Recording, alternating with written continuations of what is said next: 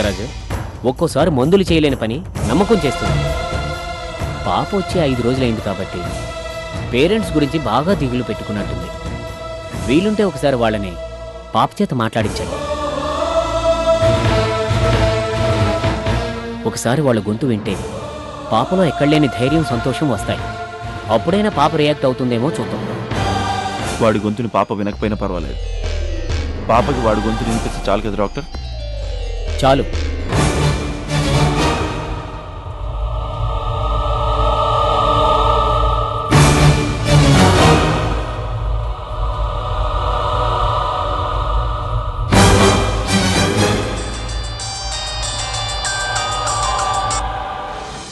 Doctor, నీతో మాట్లాడాలి. వెంటనే కారు దిగిపో, లేకపోతే రాధ వింటుంది. కట్ చేయి.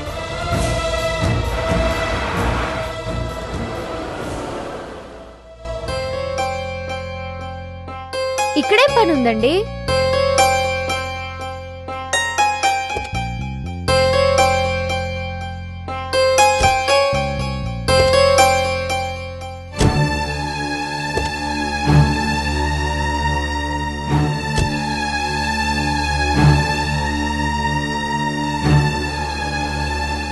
ఇక్కడ దిగేశారేంటి? ఒక అర్జెంట్ పని ఉంది, మీరు వెళ్ళండి. నేను ఒక 5 నిమిషాల్లో వచ్చేస్తాను. కాసేపట్లో పెళ్లి పెట్టుకుని ఇప్పుడేం పనులండి? చాలా అర్జెంట్ పని, మీరు వెళ్ళండి. కళ్యాణ మండపం పక్కనేగా, నేను వచ్చేస్తాను.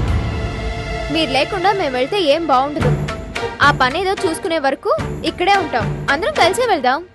అదేంటి రాదా, నా ఒక్కడి వల్ల మీరందరూ ఆగిపోవడం ఏంటి? పైగా పెళ్లికని బయలుదేరిన తర్వాత మధ్యలో ఆగకూడదు. పోనీ నేను మీతో ఉండిపోనా? రాజు చెప్పింది కరెక్టే. మేము కొద్దిసేపు వెయిట్ చేస్తాం, మీరు ఫోన్ మాట్లాడండి. మీకెందుకండి శ్రమ? పైగా సత్యం పెళ్లి కొడుకు అయి ఉన్నాడు. రాధకి ఏదైనా హెల్ప్ కావాలంటే మీరు దగ్గరుండి చూసుకుంటారు కదా. అవునేసయ్య గారు, పెళ్లి కొడుకుతో నేను ఒక్కదాన్నే వెళ్తే ఏం బాగుంటుంది? చూసిన వాళ్ళు పెళ్లి కొడుక్కి చుట్టాలే లేరనుకుంటారు. రాధా, కళ్యాణ మండపం అదే కదా, మీరు వెళ్ళండి, నేను వెనకాల వచ్చేస్తా. ఏమండి, ఆలస్యం చేయకుండా తొందరగా వచ్చేయండి. అలాగే, వెళ్ళండి.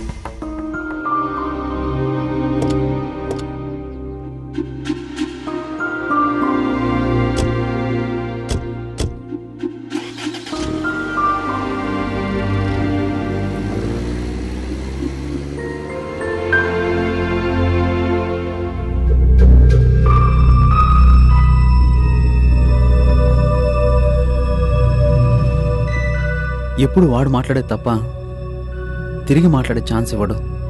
అలాంటి వాడు నాతో మాట్లాడాలి అనడం ఏంటి?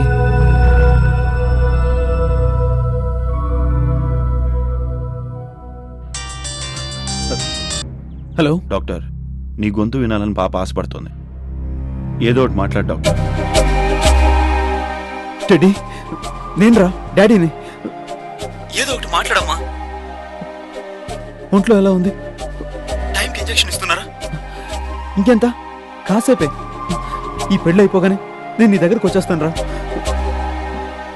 నీకు వినిపిస్తుందా? రేయ్, మాట్లాడరా. నీకేం భయం లేదు, నేను ఇంటికి తీసుకెళ్తానుగా. రేయ్ టెడ్డీ, మాట్లాడరా. టెడ్డీ, ఒక్కసారి డాడీ అని పిలువు. నువ్వు ఇప్పుడు పిలవకపోతే మళ్ళీ నీతో మాట్లాడలేనురా. ఈ డాడీ మీద కోపం వచ్చుంటే సారీ నాన్న. టెడ్డీ, అట్లీస్ట్ ఊ అనరా. మాట్లాడించాలి. అక్కడ నీ కోసం రాధా 1000 కళ్ళతో ఎదురు చూస్తోంది. త్వరగా వెళ్ళు డాక్టర్.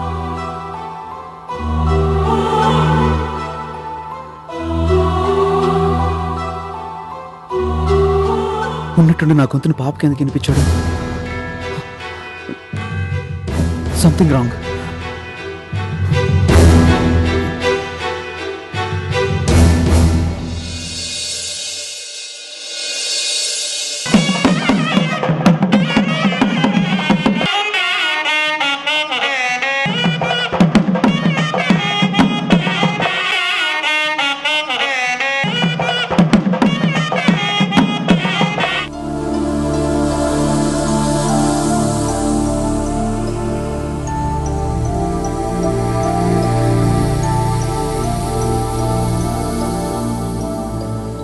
అమ్మాయి, నువ్వు ఇక్కడున్నావా?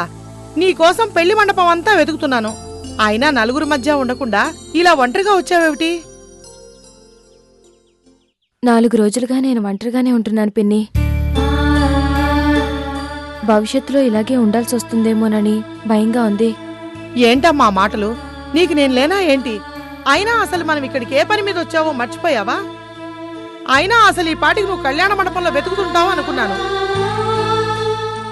అక్కడికి వెళ్ళాలని నాకు ఉంది పిన్ని. కానీ వెళ్తే ఏం చూడాల్సి వస్తుందోనని భయంగా ఉంది. అక్కడ చూడరానిది ఏదైనా చూస్తే నేను తట్టుకోలేను పిన్ని. నీ పరిస్థితి నేను అర్థం చేసుకోగలను. నాకు అక్కడ అబ్బాయి ఉండకూడదనే ఉందమ్మా.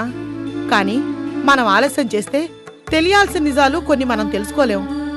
దానివల్ల నువ్వు ఇంకా నష్టపోతావు. అదేనమ్మా నా భయం. అసలు 4 రోజుల ముందు వరకు ఎంత సంతోషంగా ఉండేదాన్ని. నా దిష్టి నాకే తగిలిందో ఏమో. లేకపోతే ఇలాంటి పరిస్థితి వస్తుందని నేను జీవితంలో ఎప్పుడూ అనుకోలేదు. అసలు ఇదంతా కలైపోతే ఎంత బాగుంటుంది పిన్ని. ఇంత ప్రేమించే నీకు ఆ దేవుడికి అన్యాయం చేయడం మనసు రాదు. నువ్వేం బాధపడకు, వెళ్దాం పద.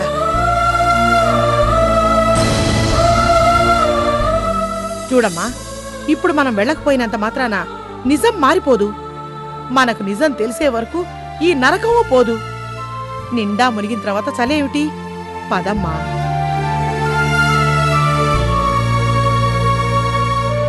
నేను చెప్పాల్సింది చెప్పాను. జీవితం నీది. సమస్య వచ్చినా సంతోషం వచ్చినా పక్కనుండేవాళ్ళం పంచుకోగలమే గాని దాన్ని భరించలేం.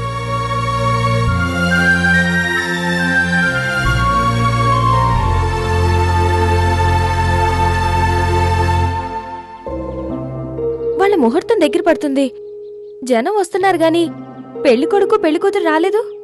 నువ్వేం కంగారు పడకు, వాళ్ళు వస్తారులే. మనమంటే మీ ఆయన్ని పట్టుకోవడానికి ముందుగా వచ్చాం. వాళ్ళెందుకు వస్తారు?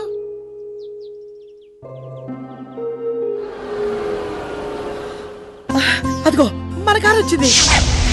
నేను చెప్పానా మన కారు వస్తుందని? చూడు.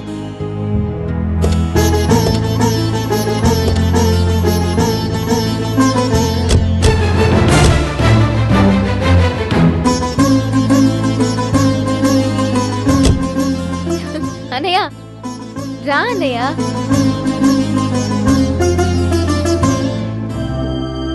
చూడు పిన్ని, ఆయన రాలేదు. మనం అనవసరంగా పొరపాటు పడ్డామేమో. ఆ కారులో లేనంత మాత్రాన మీ ఆయన ఇక్కడ లేనట్టు కాదు కదా. వెనకాల ఇంకొక కారులో రావచ్చు.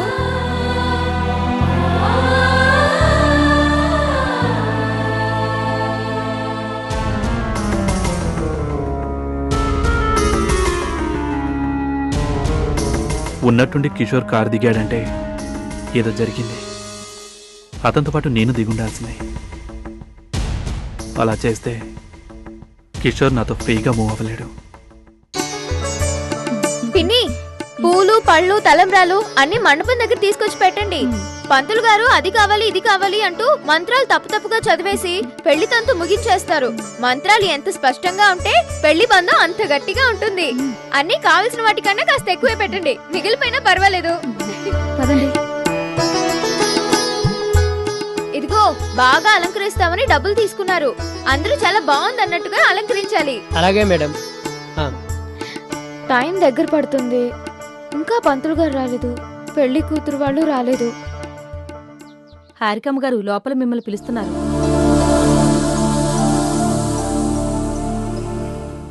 ఒకసారి వెళ్ళి కనిపించొద్దాం, లేకపోతే బాగుండదు. ఈ లోపల ఏమైపోతుంది? అంతగా అయితే మండపం లోపలికెళ్ళి చూసొద్దాం. పదమ్మా పద.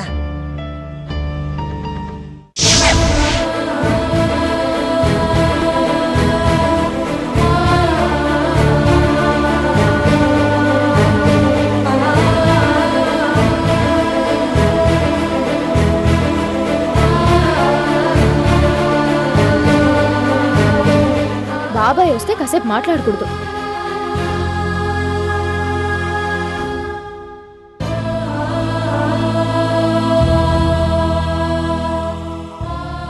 అమ్మయ్యా వచ్చేసారా?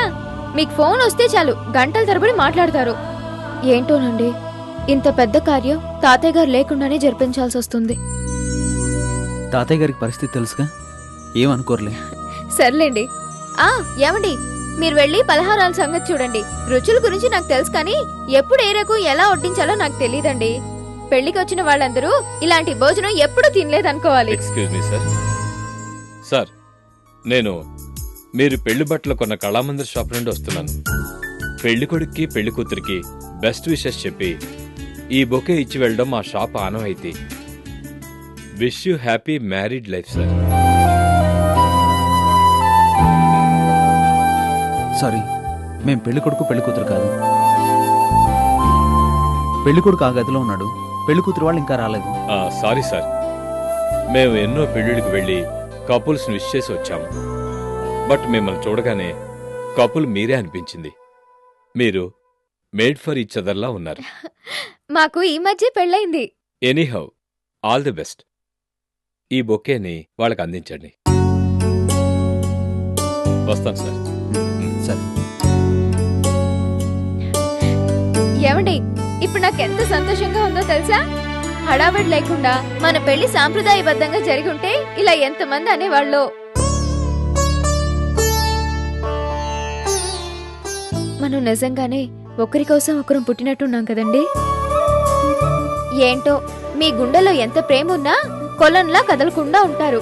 నాదేవో మబ్బులాంటి మనసు. అవతల వాళ్ళు ఇంత ప్రేమ చూపిస్తే చాలు, అలా కరిగిపోయి నా ప్రేమంతా కురిపించేస్తాను. మనిద్దరికి భలే ముడిపెట్టాడండి ఆ దేవుడు.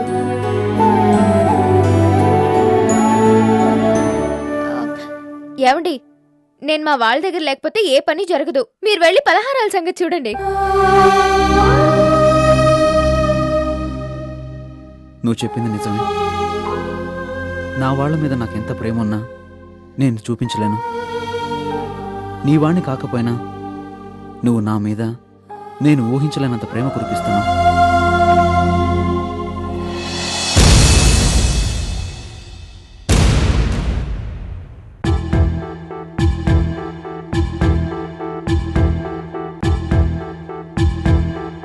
డాక్టర్, పాప కండిషన్ ఎలా ఉందో చెప్పు.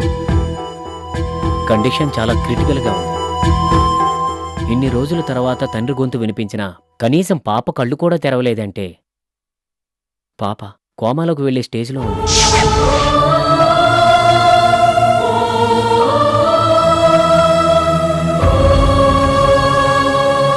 నాకు తెలిసి ఇక పాప మహా అయితే 2-3 గంటల మించి బతకదు.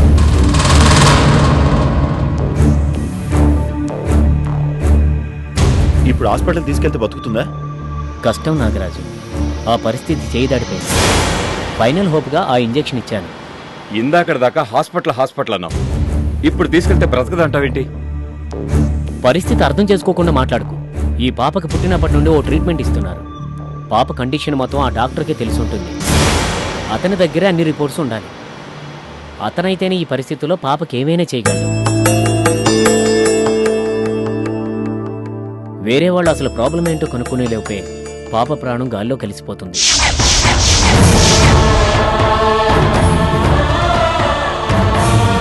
ఇప్పుడు ఆ డాక్టర్ వస్తేనే ఈ పాప బతుకుతుంది. అది 100% కాదు. నాగరాజు, నువ్వు వెంటనే డాక్టర్ ఫోన్ చేయి. ఆ డాక్టర్ తెలుసా? తెలిసుంటే అసలు పరిస్థితి ఇంత దూరం వచ్చుండేది కాదు. ఆ పాప వాళ్ళ నాన్నే డాక్టర్. అతనే డాక్టర్ అయి ఉంటే ఈ పాప గురించి అన్ని డీటెయిల్స్ తెలుసుంటాయి. వెంటనే అతన్ని ఇక్కడికి పిలిపించండి. నువ్వు వెంటనే అతను ఫోన్ చేయి. ఓ అరగంట అయితే అక్కడ పెళ్ళి అయిపోతుంది. అప్పుడు వాడికి ఫోన్ చేద్దాం. లేకపోతే వాడికి విషయం తెలియగానే రెక్కలు కట్టుకుని ఇక్కడ వారిపోతాడు. ఎవడు ఎంత చెప్పినా వినడు. డాక్టర్, ఒక అరగంట టైం ఉందా? చెప్పలేం నాగరాజు. ఆ పాపకి ప్రతి నిమిషం గండవే. అతను ఎంత త్వరగా వస్తే అంత మంచిది.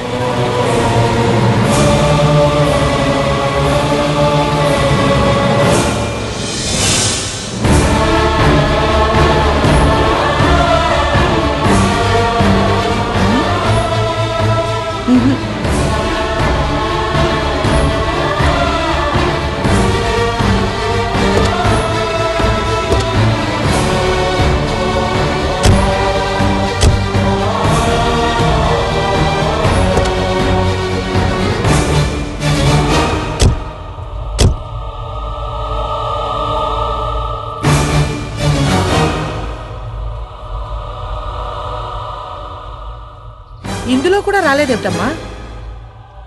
ఆయన వాళ్ళ ఇంట్లో లేరేమో. ఇంకా నీకు మీ ఆయన మంచివాడనే నమ్మకం ఉన్నట్టుంది. కారుని చూసావు, ముంబైలో లేడు అని తెలుసుకున్నావు. ఫోన్ చేస్తే ఎవరో అమ్మాయి ఎత్తి ఇది మా ఆయన ఫోను అంటోంది. అయినా నువ్వు నమ్మడం లేదా? ఇంకా ఆయన ఏ తప్పు చేయలేదని అనుకుంటున్నావా?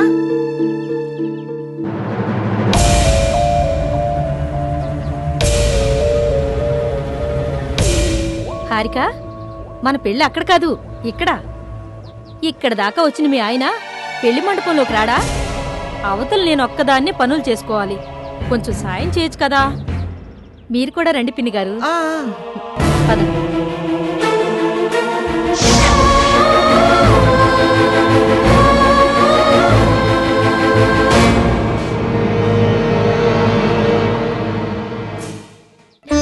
వదినా, నువ్వెంత అందంగా ఉన్నావో తెలుసా?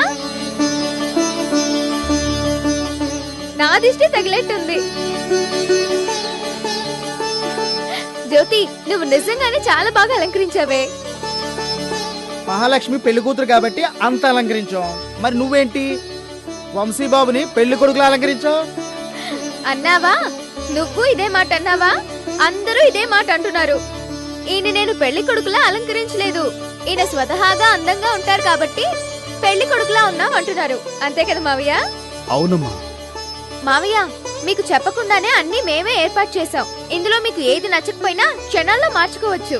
నువ్వు ఆ బాబు చేశారంటే అంతా బాగానే ఉంటుందమ్మా. అమ్మా రాదమ్మా, పెళ్లి జరిగేది సిటీలో అయినా పెళ్లి మాత్రం హోటల్ స్టైల్లో జరగాలి.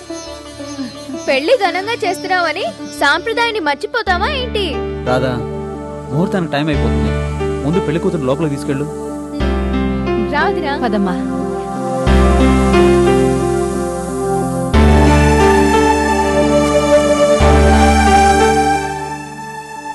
ఏమండి, మీరు అట్ట ఎక్కడికండి? బయట పనులు ఏమైనా ఉంటే వేరే వాళ్ళకి చెప్పండి. అది కాదు రాదా, అక్కడ. ఏమండి, నేను చెప్పేది వినండి. అన్ని పనులు మనమే చేసాం. ఏదైనా వాళ్ళకి కావాలంటే మనల్నే అడుగుతారు. వాళ్ళు వెళ్ళగానే పెళ్లి కూతురు వాళ్ళ గది చూపించాలి. పైగా మీరు పక్కన లేకపోతే నాకేమీ తోచదు. మీరు రండి.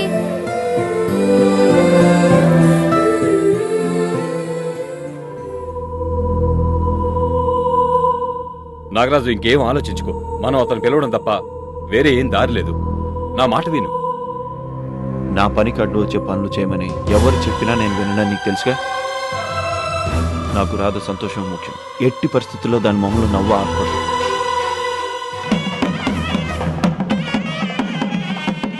ఏమండి, పంతులు గారు వచ్చారు. నేను వెళ్ళి ఆయనకు కావాల్సినవి అందాయో లేదో చూస్తాను.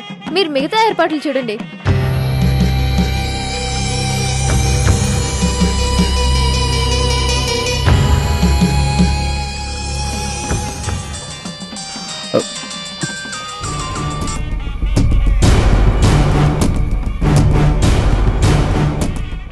పాపకి ఎలా ఉంది? ఎలా ఉందో తెలియకే కదా నీకు ఫోన్ చేసి చెప్పింది.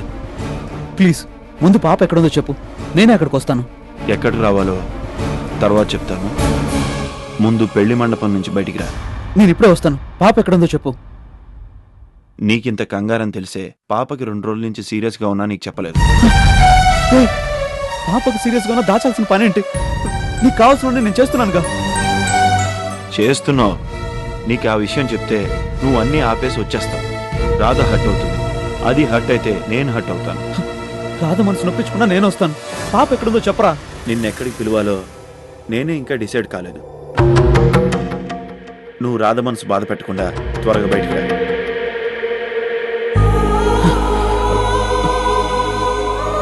ఎలాగైనా రాధను తప్పించుకుని వెళ్ళాలి.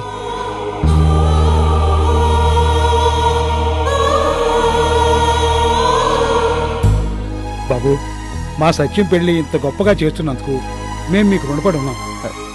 దీంట్లో ఏముందండి, ఇదంతా రాధకు చేసే ట్రీట్మెంటే అనుకుంటున్నాను. అందరూ లోపల ఉన్నారు. నాకు చిన్న పని ఉంది, నేను ఇప్పుడే వస్తాను. మీరు లోపలికి పదండి. అలాగే.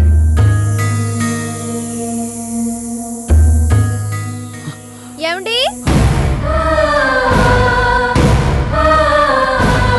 ఏమండి, అన్నీ బాగానే ఉన్నాయి, కానీ ఆ భోజనాల దగ్గరే మనం చెప్పినవి కొన్ని లేవు. మీరు వచ్చి గట్టిగా చెప్పండి. చెప్పినవన్నీ వస్తాయి రాధా. ఇప్పుడు పట్టించుకోకపోతే తీరా వడ్డించేటప్పుడు అది లేదు ఇది లేదు అని బాధపడాలి. అన్నయ్య పెళ్లికి ఏ లోటు రాకూడదు. వెంటనే వెళ్ళి చూద్దాం రండి. అది కాదు రాధా, నేను చెప్పేది ఈ కాసేపు మీరేం చెప్పకండి. ఈ పెళ్ళయ్యాక మీరేం చెప్పినా వింటాను. దయచేసి ఒక్క కోరిక కాదనుకోండి. నువ్వు అన్నీ ఆపేసి వచ్చేస్తావు, రాధ హర్ట్ అవుతుంది. ఏంటండి ఆలోచిస్తున్నారు? ఏం చేయాలా అని. మీరేం చేయనవసరం లేదు, నాతో రండి, అన్నీ నేనే చూసుకుంటాను. రండి.